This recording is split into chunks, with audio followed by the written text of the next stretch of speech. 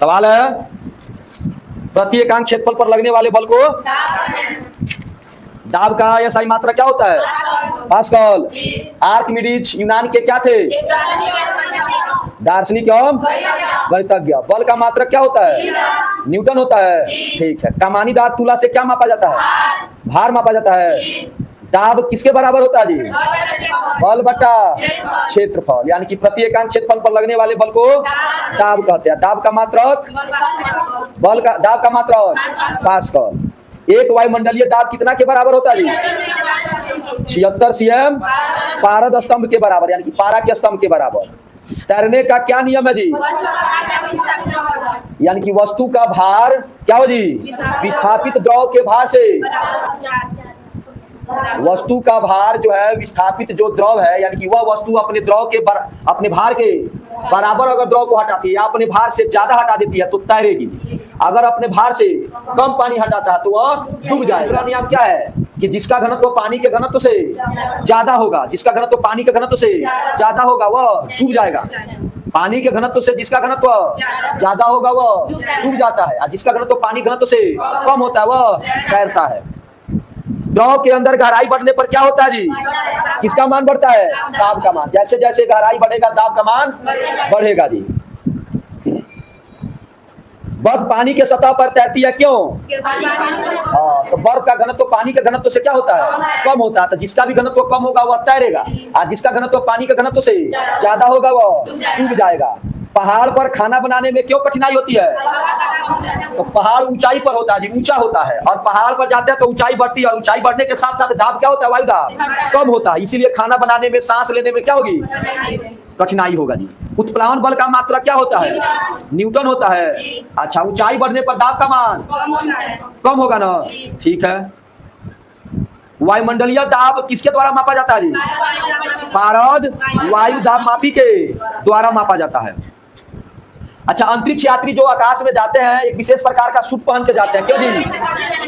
अपने रुधिर वाहिकाओं को फटने से, क्योंकि अंतरिक्ष में जाते हैं तो ऊंचाई होता है और वहां वायुमंडल क्या जी? गायब है, वायुमंडल है ही नहीं।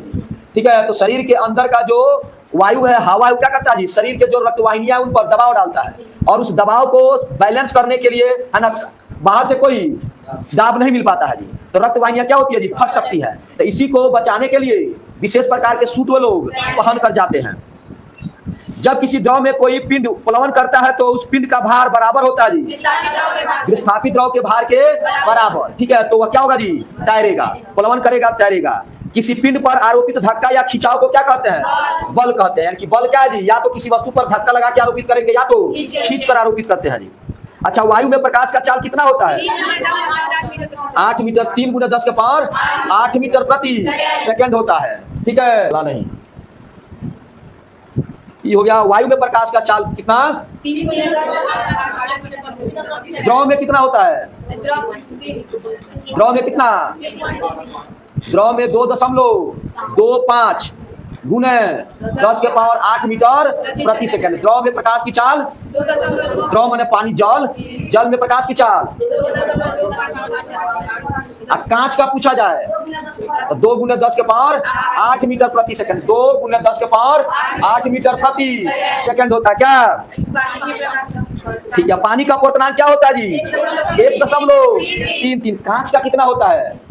कांच का अपवर्तनांक कितना होता है? 1.5। कांच का अपवर्तनांक। हीरा का अपवर्तनांक कितना होगा? 2.42। हीरा का अपवर्तनांक कितना होता है? 2.42। अच्छा, प्रकाश में कितने रंग होते हैं जी? प्रकाश कितने रंगों का मिश्रण है? कौन कौन सा रंग होता है?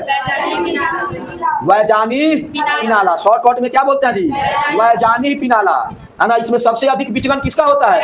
बैगनी का होता है। सबसे कम विचलन किसका होता है? लाल रंग का होता है जी। ठीक है। अच्छा, खतरे का संकेत किस रंग का होता है? लाल रंग का होता है खतरे का संकेत। स्वच्छ आकाश का रंग कैसा होता है? नीला। स्वच्छ आकाश का रंग नीला होता है ना। हो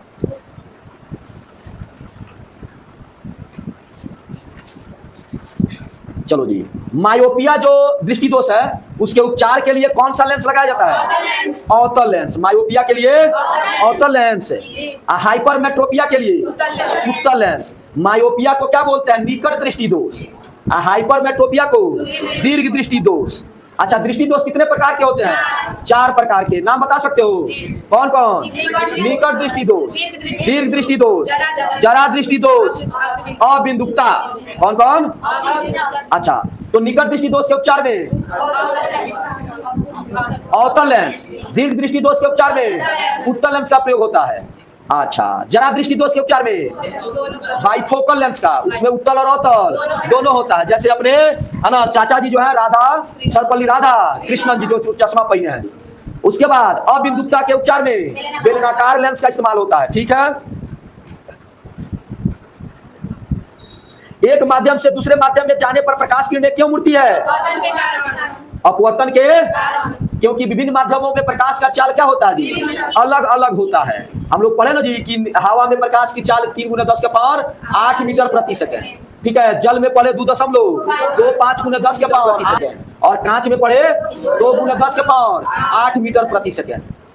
अब आते हैं, अच्छा, जब प्रकाश किरण विरल माध्यम से सघन माध्यम में प्रवेश करती है तो किधर मुड़ेगी? अभिलंब की।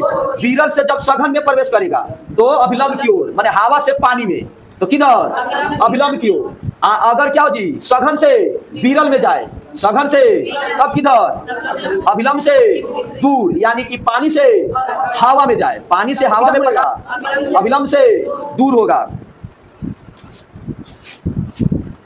पानी से भरी जो बाल्टी होती है उसमें छड़ जो रखने पर टेढ़ा क्यों प्रतीत होता है? प्रकाश के अपवर्तन के कारण। ठीक है, पानी से भरी हुई बाल्टी की गहराई कम प्रतीत होती है, क्यों? प्रकाश के अपवर्तन के कारण। मछुआरे को मछली भेजने में कठिनाई होती है, क्यों? प्रकाश के अपवर्तन के कारण। आवाज पहले मिला दी। अगला क्वेश्चन है, प्रिज्म के भीतर से गुजरने पर प्रकाश के विभिन्न घटक रंगों में बांटने की क्रिया को क्या बोलते हैं? प्रकाश का वर्ण विक्षेपण कहा जाता है। यानी कि जब प्रकाश क्या होता है जी, है ना, किसी प्रिज्म से गुजरता है तो अपने अवयवी रंगों में बट जाता है ना, उसी घटना को क्या बोलते हैं? प्रकाश का वर्ण विक्षेपण कहा जाता है। कांच में प्रकाश के किस रंग का वेग सबसे अधिक होता है जी?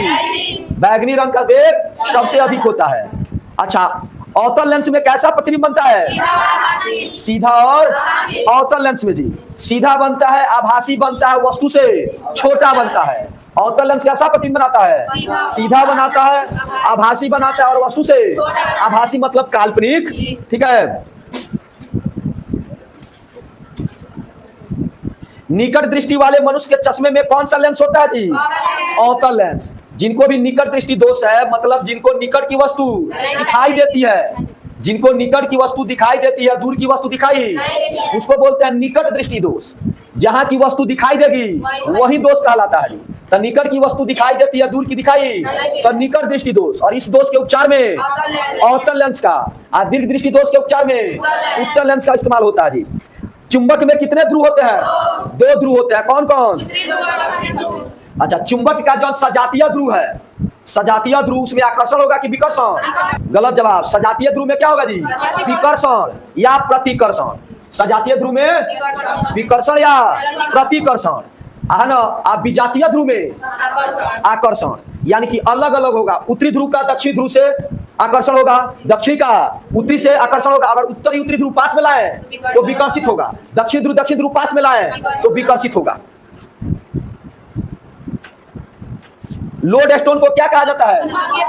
चुंबक पत्थर। अच्छा, इनमें से कौन सा चुंबकीय वस्तु है? लोहा, एल्युमिनियम, कार्बन। लोहा। लोहा क्या जी? चुंबकीय पदार्थ है, यानी कि चुंबक की ओर आकर्षित होता है। इनमें कौन अचुंबकीय वस्तु है? गंधक। ठीक है। अच्छा, विद्युत धारा के चुंबकीय प्रभाव की खोज किसने किया? ओस्टर्ड ने जी। इनका पूरा नाम है हैंस क्रिश्चियन ओस्टर्ड ने किसका खोज किया था? विद्युत धारा के चुंबकीय प्रभाव का। अब मैग्नेटाइट का रासायनिक सूत्र क्या होता है? Fe3। मैग्नेटाइट, हेमेटाइट का Fe2O3। Fe2 इसका हेमेटाइट का या लोहा का यस्क है। हेमाटाइट, मैग्नेटाइट किसका यस्क है? लोहा का यस्क है।